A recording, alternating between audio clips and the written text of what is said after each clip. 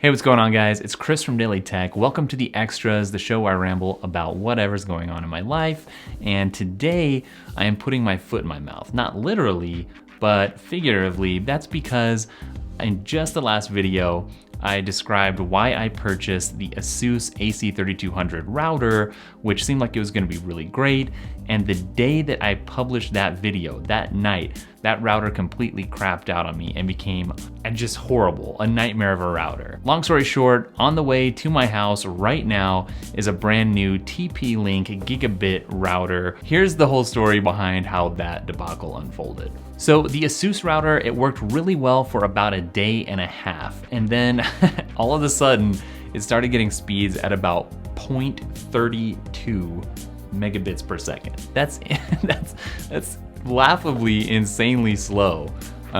So I called support, and the support told me that they don't recommend installing new firmware on the router until it's been at least 2 days. And then it was at that point where I said, okay, this is like a fake non-product. This is not a real product.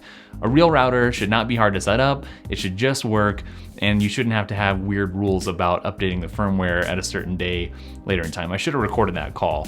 I thought about calling back, but needless to say, I'm really unhappy with this router. So in a knee-jerk reaction, because I just wanted to get something up and running, I ordered the Google OnHub, which was from TP-Link.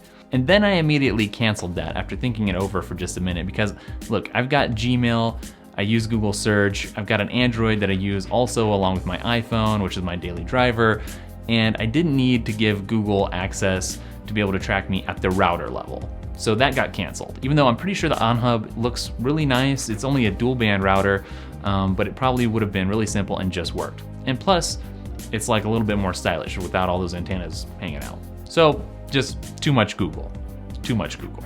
So it was back to the drawing board once again, and I was really looking for something that was new. Number one, had some new top of the line, cutting edge features that was under $300, ideally really in the $220 range, which seems to be where a lot of decent routers are coming in. If I could help it, I didn't want an old looking router, you know, with all the antennas hanging off. I wanted something sleek and cool, but I guess that was kind of secondary to features and ease of use and something that just works.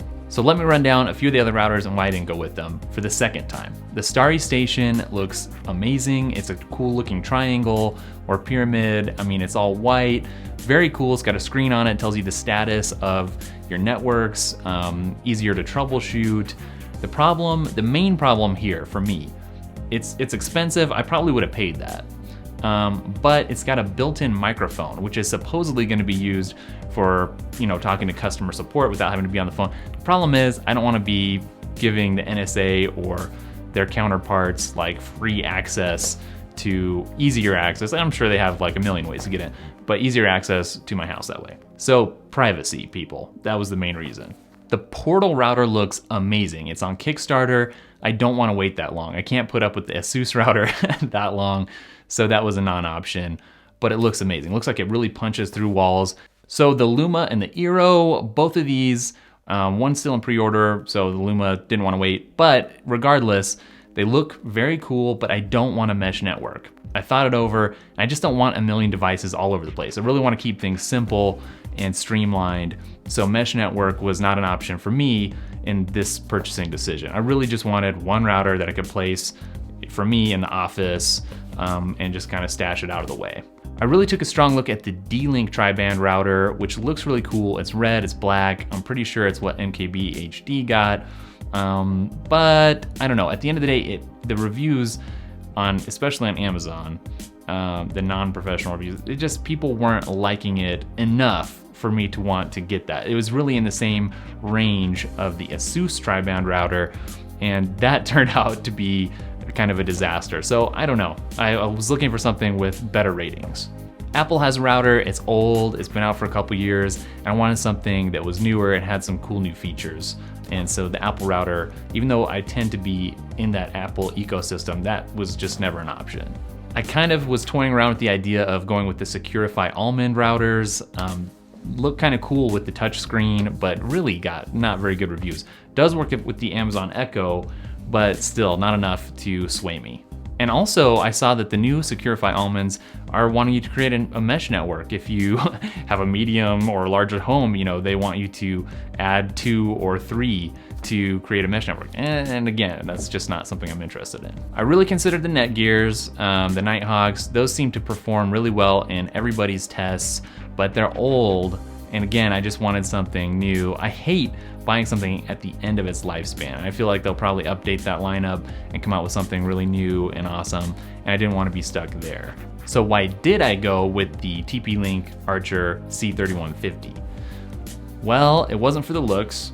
This thing looks like an old router. It wasn't for the interface of the app, which I really craved a great app. And I think this app is probably gonna be pretty crappy. But primarily, it got really, really great reviews. It's really new, so there's not as many reviews as some of the other routers, but all of the reviews are really glowing so far. And it has some really great features. It gets speeds up to 3150 megabits per second, so that's great. It's also got NitroCam technology, which somehow juices the transfer rate to give you 25% more transfer. That sounds good if it works. Of course, it's got multi-user MIMO support, so multiple devices can be connected at once instead of sending data to just one device at a time like older single MIMOs do. And it's got the Smart Connect. A lot of routers have this.